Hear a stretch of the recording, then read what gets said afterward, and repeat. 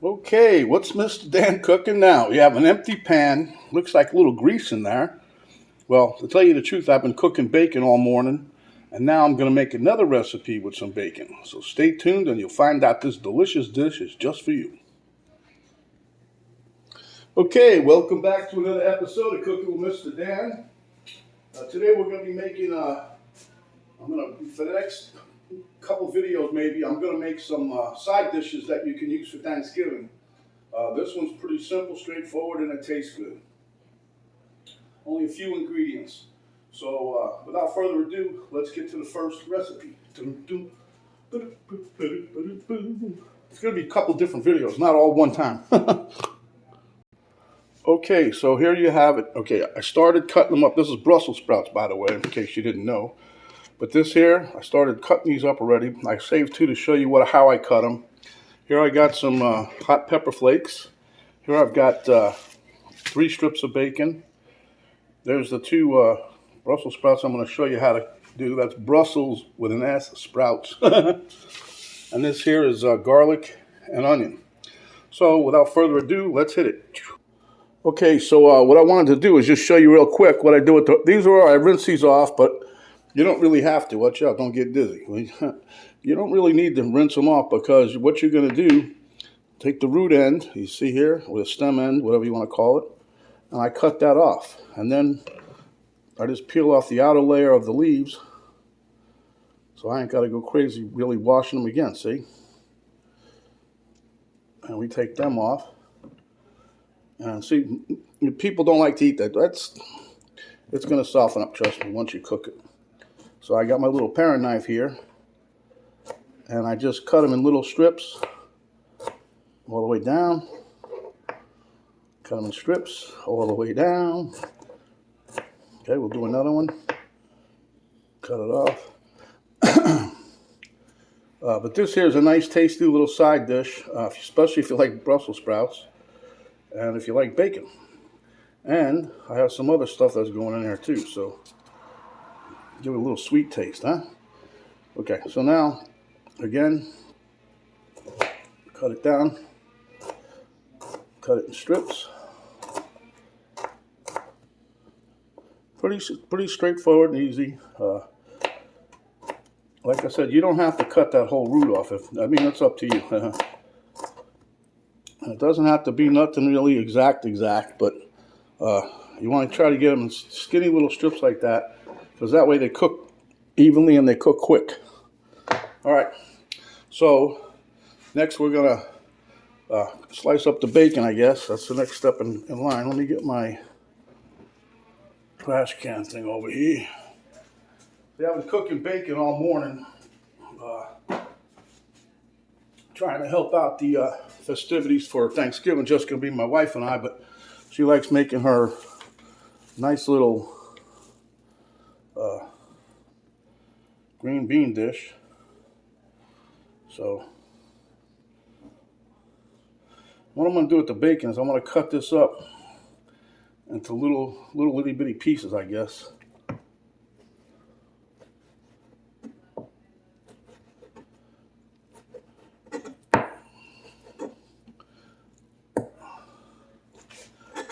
And then we're going to cook this, render it down in the pan.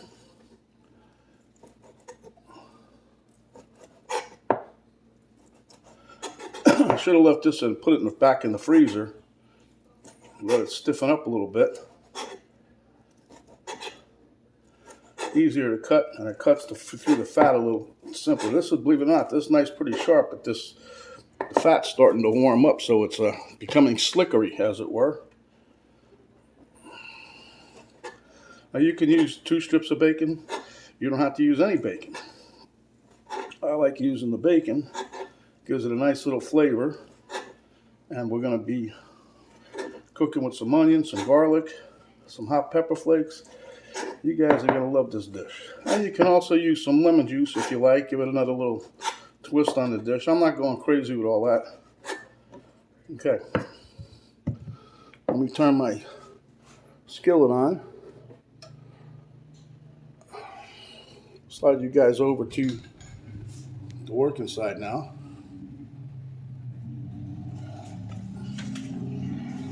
And this, like I said, this dish will come together pretty quick. What I'm going to do is throw the bacon in there now. It's not exactly hot, but it should still be a little warm from before when I was cooking my bacon. Like I said, I'm trying to help my wife with doing little things now. So, and the other one, I didn't cook the bacon all the way through because she's going to need some grease when she makes her green bean recipe that everybody seems to like. But this year, I don't think we're having anybody over for the holiday. It's going to be her and I. I think she's actually working. And she always says it, when the sun's up, you make the money. Whatever that means, I don't know. You got to make, when the sun's up, make hay or something, I don't know. All right, I'll be back in a moment when we get the bacon a little further rendered. Okay, so as you can see, my bacon has rendered down pretty good. I'm still letting it cook a little bit more. Like a little more crunch to it, I guess, or a little more doneness. Oh yeah, this is a shout out to my sister-in-law. She called the other day and she was wanting to talk to Penny. Well, I answered the phone, but anyway, so she's telling me, "Oh, what did you put in them onions? I didn't see you put no oil." I said, "Well, you know," I said, "I don't cook onions without it," but she didn't see it. So just to let you know there, Cheryl, this here, I didn't put nothing in there either, but look, I got juice. Fat juice. So anyway, this is about pretty well done. But yeah, I don't normally whenever I cook something, I get the pan hot first. You guys have seen enough, and then when it's hot, then I put my butter, my oil, whatever I'm using, and then I put whatever I'm going to cook, saute or whatever. But I always put some kind of slip and slide in there, because you need some kind of. I don't care if you're using a non-stick pan or not. It helps everything cook better too. So that being said, I'm going to scoop this out now, and we're going to retain the bacon grease inside the pan, and I'm putting this on a paper towel lined plate, which actually is a paper plate.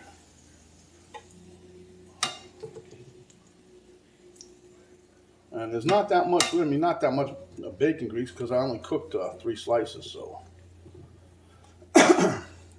and funny thing is, I cut I was trying to keep some kind of proportion here, ratio to proportion, whatever you call it. But anyway, I weighed the bag of Brussels sprouts. Supposed to be 1 pound. Guess what?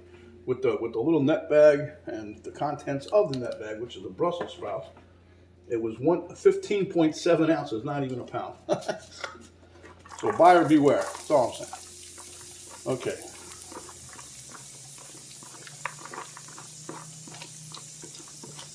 You know, the manufacturer does that. Eventually they get ahead for sure. I mean, they're already getting ahead, but you know, whatever.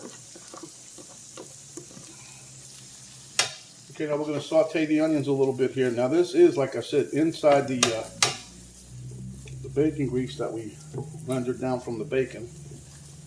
And I'll tell you, it's already between the onion and that. There's a piece of garlic right there, smelling good. All right, we'll be back momentarily. Okay, now I'm using a very small pinch of salt and pepper in here, just a salt. I'm going to put some more pepper in it, but that's just because I like to do that, because the bacon's got enough saltiness to it, I guess. Okay, so we can see that the onions are nice and soft, or translucent, whatever you want to call them. I was going to caramelize them a little bit more, but I think that's close enough. They're starting to get a little browned up anyway. So now I put the garlic in. We're just going to wait till that aroma smacks you in the face. I love the smell of garlic when it gets like that. Permeates the whole house. There's one of them guys on one of the cooking channels I used to watch. You make anything with garlic in it. And everybody wants to know what you're cooking. It smells so good. It could just be garlic and butter. He was funny. Okay, so now the next step, and this is the easy one too. We're just going to dump this in. We're going to take this now, put our Brussels sprouts in there.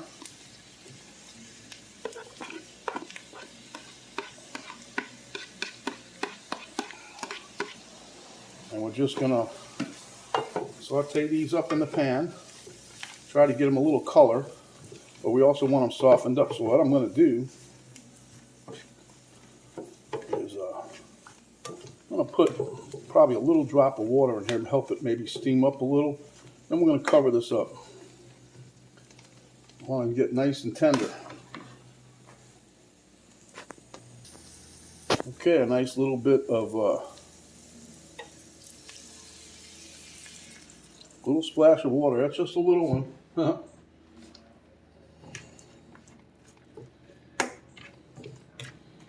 I mean, you can already smell this. If you could smell this, smell-o-vision. Whew. Sound like Justin Wilson there for a minute. Ooh, ha! Oh, now you know now. This is good. Whatever. Okay, so now I'm going to put a lid on this.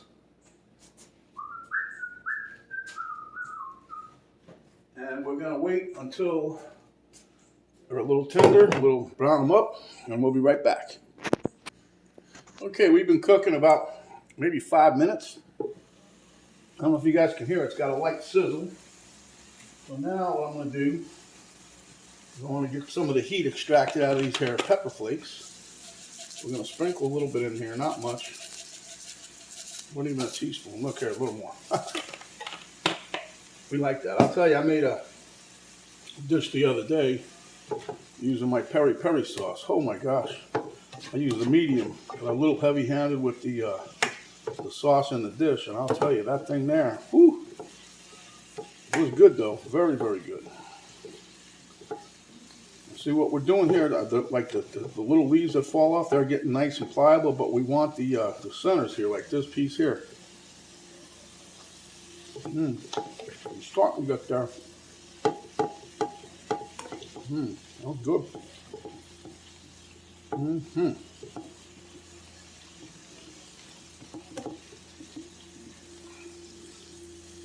Give that a little bit more time, as it were. And we'll be back momentarily, friends. Momentito. Okay. Stirring this in. Matter of fact, well, after I did that little taste, I am going to put a little splash of lemon juice in here. Because I want to.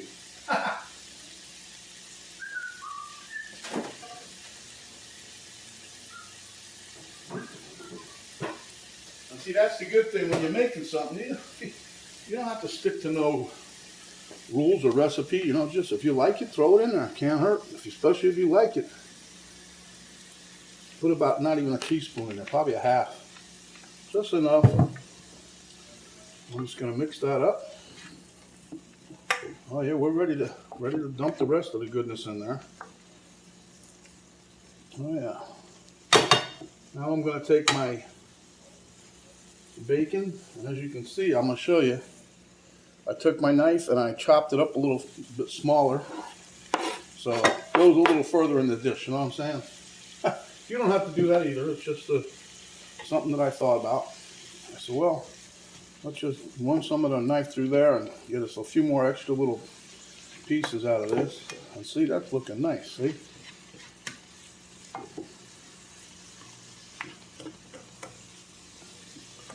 There's only one more. Before I do that, I'm going to take a little itty bitty taste of this. You get a fork. Let's see what we got here. I'm taking one of the core pieces again. Holy moly.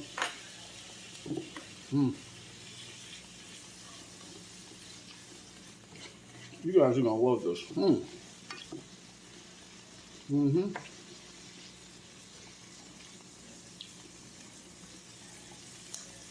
Now, you could add brown sugar. Well, you could have done that when you were cooking the bacon. Or you can cheat and you can get some maple syrup, pancake syrup. I'm using, again, the monk fruit. It tastes just like pancake syrup. It does, and I believe this is no points for Miss Penny. So, man, just when you open it, that's what it smells like. And just drizzle a little bit over this, not much.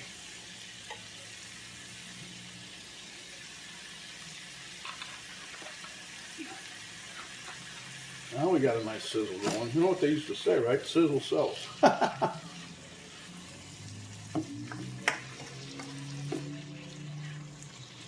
Wow, that put the aroma clear over the top. And I'm going to add a little bit more salt and pepper.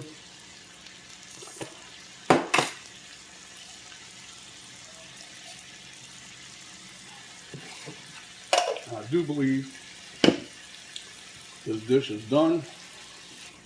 I'm going to plate it up into a nice sized bowl so you can see this. Put that on your table at Thanksgiving. And everybody, as a matter of fact, you can put, if you got a big enough table, put 2 bowls and let everybody, one on each side of the table so you ain't got to pass it down around and everything else. And let everybody on one side take some, and just, you don't have to be piggish about it, just take a little bit. Now this is a whole bag. You can use like another bag, 2 pounds, and just double up on our bacon. Either way, you want to make sure that the Brussels sprouts are cooked through. You don't want them too hard. They can still have a little crunch. I used to put these in the oven, but I think I'm going to like this even better, especially for Thanksgiving time.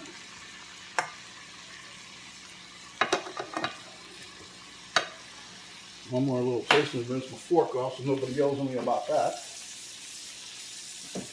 Oh, you're getting germs, cross-contamination.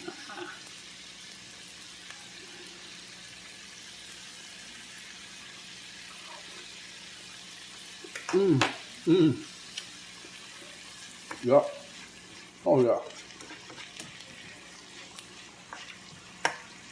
That monk fruit definitely, that little drizzle. You can also drizzle this with olive oil if you like. All right, I'm going to make a presentation plate here so we can take a photo. And then we'll dish up a little bit and go to the taste test table. So don't go nowhere. We're not done yet. Okay, guys, there you have it. Elmo's already tickled pink or red. All right, hold on. All right, welcome to the taste test table. Here, Mr. Dan and Mr. Elmo. Thank you, camera girl, for your assistance.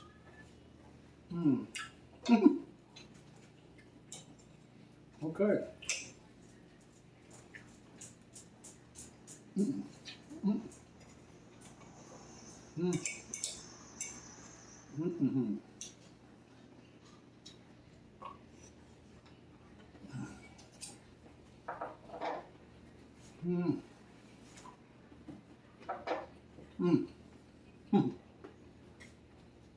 Very, very good. Get the monk fruit through there. Got a little heat from the pepper flakes I put in. Probably could use just a touch more salt.